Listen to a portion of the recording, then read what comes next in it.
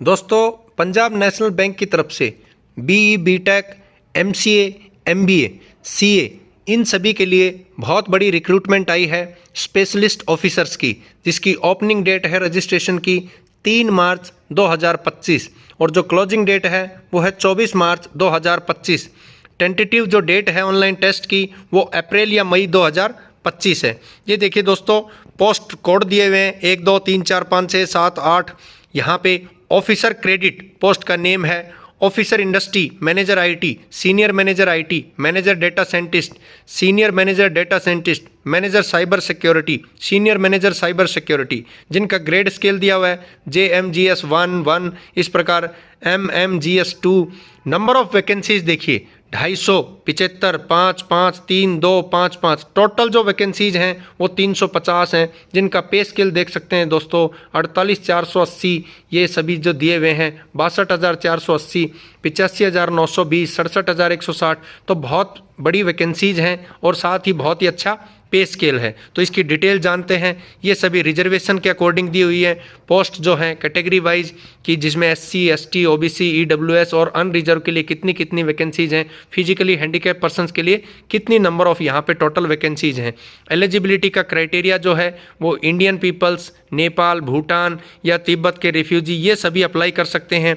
As, educational qualification, certification, post educational qualification, work experience, job role ये annexure 1 में दिए हुए, जिनके बारे में नीचे हम बॉटम फेज में जानेंगे।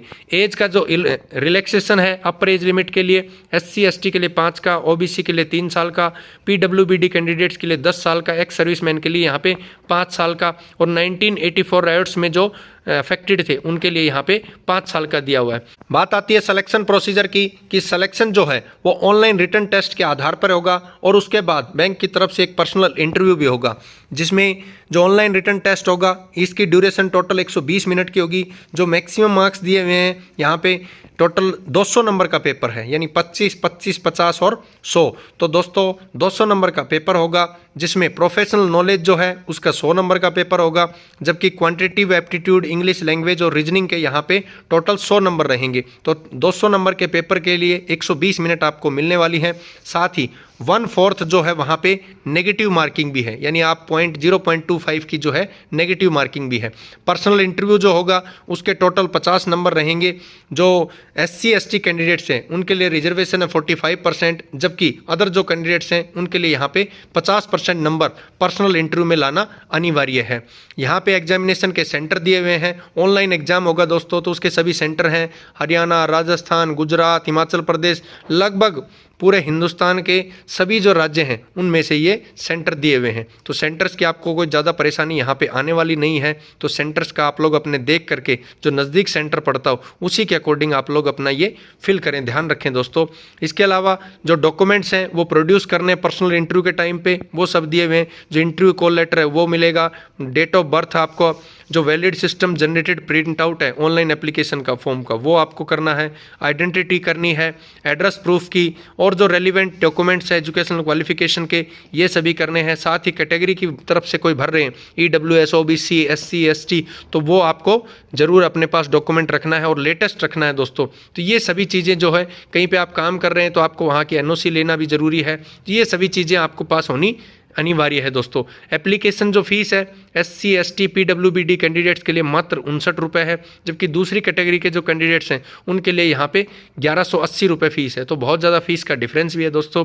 अप्लाई कैसे कर सकते हैं? 3/3/2025, 3 मार्च 2025 से 24 मार्च 2025 के बीच में आप लोग अपना फॉर्म फिल कर सकते हैं, और फॉर्म जो होगा वो ऑनलाइन फॉर्म होगा। ऑनलाइन अप्लाई कर सकते हैं www.pnbindia.in पे। तो यही एक वेबसाइट है जो कि ऑफिशियल वेबसाइट है PNB बैंक की, यहाँ से आप अपना अप्लाई कर सकते हो। जो पेमेंट का मोड रहेगा वो भी दोस्तों ऑनलाइन रहेगा। Internet banking, IMPS, cash card, UPI, इन सभी की, क्रेडिट कार्ड, डेबिट कार्ड, इन सभी की तरफ से आप लोग आसानी से पेमेंट कर सकते हैं। ये साइज़ दिया हुआ है, फोटोग्राफ कितने साइज़ की अपलोड होगी, सिग्नेचर कितने साइज़ के अपलोड होंगे, left hand thumb impression 3 centimetre × 3 centimetre इसके बीच में होंगे। एक हैंड रिटन डिक्लेरेशन होगा, एज प्रूफ का, कास्ट का, एजुकेशनल क्वालिफिकेशन का, certification document, post educational qualification, ये सभी दोस्तों वहाँ पे आपको फिल करने हैं। अब बात आती है नीचे बॉटम फेज में कि एजुकेशनल क्वालिफिकेशन क्या रहेगी। सबसे ज़्यादा इंपॉर्टेंट चीज़ जो है वो है एजुकेशनल क्वालिफिकेशन की, कि कौन कौन सी जो पोस्ट हैं उनके लिए एजुकेशनल क्वालिफिकेशन क्या क्या रहने वाली है। ये देखिए दोस्तों, सबसे पहले की बात करते हैं JMG स्केल 1 के लिए। यहाँ पे CA होना ज़रूरी है, chartered accountant, cost management accountant CMA हो सकते हैं, या CFA चार्टर्ड फाइनेंशियल एनालिस्ट। तो ये सभी यहाँ पे, या फुल टाइम MBA और पोस्ट ग्रेजुएट डिप्लोमा मैनेजमेंट में जिसमें स्पेशलाइजेशन दिया हुआ है फाइनेंस, किसी भी इंस्टीट्यूट से जो रिकॉग्नाइज है वहाँ से। JMG स्केल 1 जो दूसरी कैटेगरी है, यहाँ पे full time BE BTech civil, electrical, mechanical, textile, mining, chemical production, metallurgical, इनमें आप हो सकते हैं। Desirable full time degree MTech या MBA किसी भी इंस्टीट्यूट से।